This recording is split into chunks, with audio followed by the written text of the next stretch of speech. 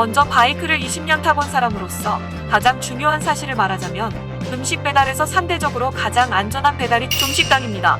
하루에 500개씩 배달을 가는 중국집에서 10명가량이 소화를 하면서 이런 무거운 통을 왼손에 들고 오른손만 사용해서 오토바이를 타고 다녀도 중식당에서 1년 중 접촉사고를 제외하고 어디가 부러지거나 크게 다치는 일은 별로 본 적이 없습니다. 물론 지금은 배달통을 들고 다니라고 강요하는 악덕 사장님들은 모두 없어졌지만 그래도 눈치껏 배달 가는 음식에 양이 저런 통으로 3통이 나오면 2통은 씻고 1통은 들고 가죠. 저런 배달통을 2통을 뒤에 싣게 되면 오토바이도 휘청거리는데 한 손으로 운전하고 가야 합니다. 그렇게 고개운전처럼 보이는 배달을 해도 그게 사고 난 적을 본 적이 거의 없었습니다. 그 다음으로 위험한 것이 장거리가 많은 피자. 그 다음으로 각각 구를 벗어나는 장거리가 많은 족발 배달 순서이고요. 그 다음으로 위험한 것이 동네 배달 대행. 여기부터는 자기가 건수를 올려서 돈을 버는 구조이기에 사고가 많습니다. 그 다음 위험한 것이 장거리 많이 골라주는 플랫폼입니다. 그리고 단거리는 장거리의 서비스 개념으로 다니는 게 일반적인 배달이지. 장거리만 골라서 오토바이에 골라주는 배달 서비스는 퀵서비스보다 더욱 위험합니다. 퀵서비스는 여러 개의 픽업물을 픽업해서 다른 지역으로 넘어가서 하나씩 배송하는 시스템이기 때문에 자기가 조절만 잘하면 그리 위험한 상황을 만들진 않지만 피크타임 몇 건 완료 시 보상을 주는 그런 시스템은 욕심을 부르게 되고 그 욕심은 사고를 불러오게 됩니다. 특히나 초심자가 장거리를 많이 다니게 되면 일정 기간 동안 초행길만 다니게 되는데 이게 자동차랑 다른 점이 오토바이는 초행길을 다닐 때 쉽게 균형을 잃고 넘어질 수 있고 지극히 낮은 확률이지만 도로상 장애물이라든지 칼국수도로를 지나가다 뒷바퀴 털린 도로상 돌발 변수로 인해 넘어졌을 때 크게 다칠 수도 있다는 점을 생각해서 항상 조심히 다녀야 한다. 그래서 초행길을 다니는 장거리 플랫폼 오토바이 배달은 일반 배달 대행에 비해서도 2배 이상 위험한 것이 현실입니다. 이런 배달통 2개를 짐대에 싣고 왼손에 이런 통 하나 더 들고 오른손으로만 운전을 할 수 있는 나처럼 초고수 배달원도 아무것도 안 실었고 양손으로 안전하게 운전을 하더라도 초행길을 갈 때는 돌발 상황에 픽업하는 일이 겁나게 많습니다. 그러한 제가 보는 관점에서 하루에 200km씩 타게 하고 몇 시부터 몇 시까지 몇 건을 완수하면 보너스를 준다. 이거 진짜 누구의 대가리에서 나온 건지 정말 개 쌍욕 나오는 정말 위험하다는 말입니다. 중국집에서도 지난 20년간 몇 건 하면 얼마 인센티브 이런 건 없었습니다. 양날의 검이기 때문이니까요. 건당으로 수당을 주면 가까운 데만 가려고 하고 시간 걸리는 거 장거리 이런 건 중식 배달원도 싫어하니까요. 요즘 배달 직종 고수익만 보고 시작하시려는 분들이 정말 꽤 많아진 것 같습니다. 하지만 배달을 오래 경험하신 분들의 생각은요. 오토바이 배달 이것은 오토바이 전문가가 해야 맞는 거지 일반인들이 그냥 쉽게 오토바이 한 대 사가지고 입문하기에는 너무도 위험한 것이 현실입니다. 조심히 타면 몸에 쇠 받고 안 할 것 같지요? 뼈가 부러지면 뼈 한쪽에 쇠를 박아서 뼈를 고정해서 붙이고 1년 후 쇠를 제거하는 수술을 합니다. 이게 통이라면서 초반에 사고로 쇠 한 번 안 박은 사람이 없습니다. 아직 안 박으셨다고요? 아직까지 안 박아 보신 것일 뿐입니다. 악담을 하는 게 아니고 1년 안에 쇠 박으실 수 있다는 말입니다.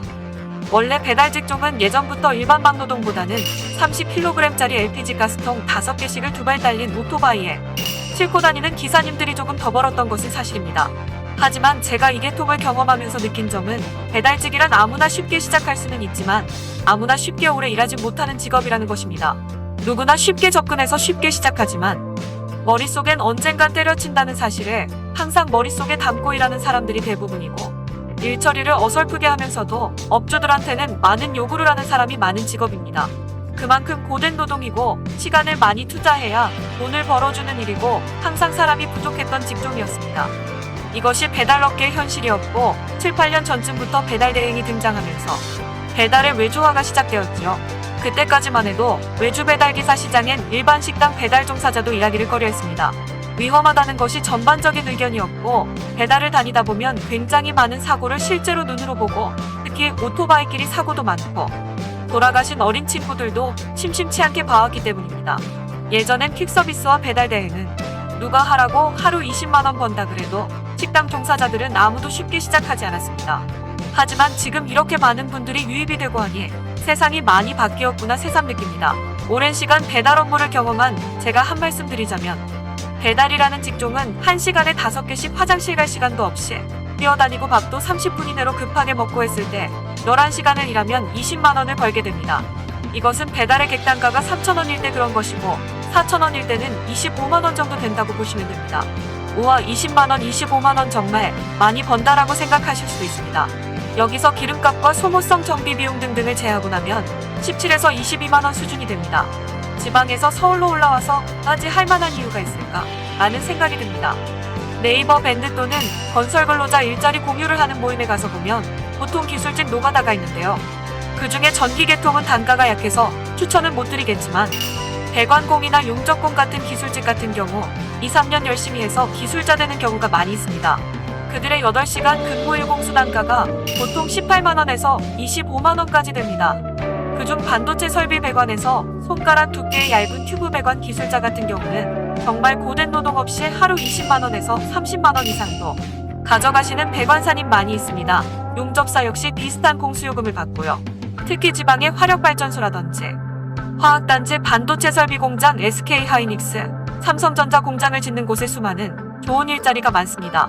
결혼을 하신 분들이야 가족과 떨어져서 살아야 한다는 게 정말 힘든 부분이라 추천은 못 드리지만 젊으신 분들은 차라리 그런 쪽에서 열심히 하시면 불과 2, 3년 만에 배관공 타이틀 달고 직접 일 다니는 분들이 정말 많습니다. 그러다 잘 풀리면 반장급도 되고 일 안 하고 관리만 하면서도 본인 일당의 각종 수당도 챙기실 수 있습니다. 물론 쉬운 일은 아니지만 그렇다고 11시간을 배달하며 휴식도 없이 풀타임으로 뛰어다니는 노력보다는 2, 3년 열심히 관심을 갖고 배운다 생각하시면 그리 어려운 일도 아닙니다. 하지만 이 직업의 단점은 공사기간 보통 6개월에서 8개월 정도 공기가 끝나면 다음 현장 찾는 게 보통 2, 3주 쉬면서 찾는 게 단점이긴 하지만 제가 봤을 땐 굳이 그런 기술직 일자리가 많은 지역에서 서울까지 옮겨서 배달을 할 만한 일은 아니라고 생각이 듭니다. 배달의 계통은 비수기라는 것도 있습니다. 계약 시즌인 3월, 4월과 명절 2, 3주 전과 또 명절 지나고 2, 3주 후까지 평상시 콜의 3분의 1로 줄어드는 날이 있습니다. 그리고 옛날에 음식점 위생을 문제 삼는 프로그램이 한 번 방송을 하면 일주일 이상 콜이 제로가 되는 날도 많았고 1년을 놓고 보면 잘 되는 날 안 되는 날 사고 때문에 쉬는 날 1년간 버는 돈이 그리 많은 돈은 아닙니다. 물론 배달 대행에서 하루 15시간씩 매일 하는 분도 계십니다. 오토바이는 천천히 살살 타시면서 하루 15시간이라고 25만원씩 매일 버시는 분들도 계십니다. 이것은 정말 힘들게 벌 수 있는 돈입니다. 아까 말한 건설 근로자로서 기술직이라면 아침에 일찍 일어나야 한다는 단점은 있지만 그래도 하루 3식 제공에 오전 4시간 근무에 쉬는 시간도 보장되고 칼같은 점심시간 퇴근도 칼같이 하죠. 그리고 숙소까지 제공이 됩니다. 요즘은 숙소도 신축 원룸 같은 곳에 개인 일실이나 2인 일실로 숙소도 많이 좋아졌습니다. 2시간 연장 근무에 반대가리, 4시간 연장 근무에 한대가리, 배관사 일당이 20만원이라면 4시간 연장 근무하면 하루 일당이 40만원이 되겠네요. 한 달에 그냥 배달하는 시간만 투자해서 쉬는 날 빨간 날 다 쉬어가면서 하더라도 한 달에 40봉수는 찍습니다. 월 수입이 800에 4대에 세금 다 떼도 700은 벌 수 있습니다. 일 배우는 조공이라 할지라도 12만원에 40봉수이면 480만원이네요. 조공생활 2년만 열심히 의욕적으로 하시면 노동으로 의욕적이라는 것이 아닙니다. 열심히 스킬과 기술의 습득으로 의욕적으로 노력하신다면 최소 1년 최대 3년 안에 준기공 또는 기공으로 일하실 수 있습니다. 배운 게 도둑질을 배달로 하시겠습니까? 기술직으로 하시겠습니까?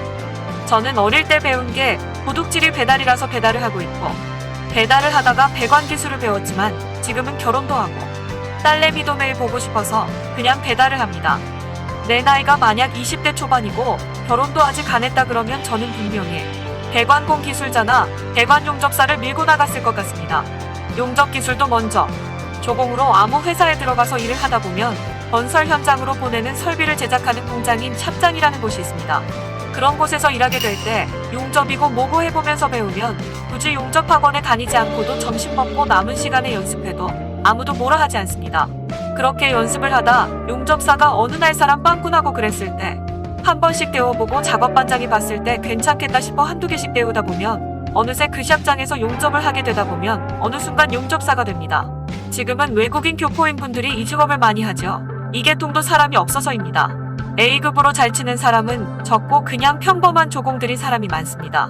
하지만 배달 계통을 A급으로 잘 쳐도 평범하게 쳐도 수입 차이가 그렇게 크게 나질 않고 5만원 차이입니다.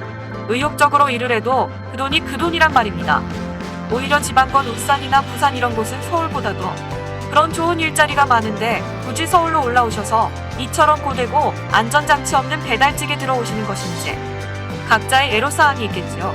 하지만 몰라서 그럴 수도 있습니다. 제 채널이 배달에 관련된 채널이라 배달과 전혀 상관없는 주제를 이야기하기엔 저도 부담스러워서 안 하려 했지만 그냥 갑자기 이게 통해 너무 많은 분들이 몰려 포화 상태가 되니 얼떨떨합니다. 저는 제 밥그릇이 줄어든다고 이렇게 말하는 것은 아닙니다. 저는 솔직히 배민이나 쿠팡이츠 안에도 다른 방식으로 일할 수 있는 방식이 얼마든지 있기 때문에 밥그릇 싸움은 하지 않습니다.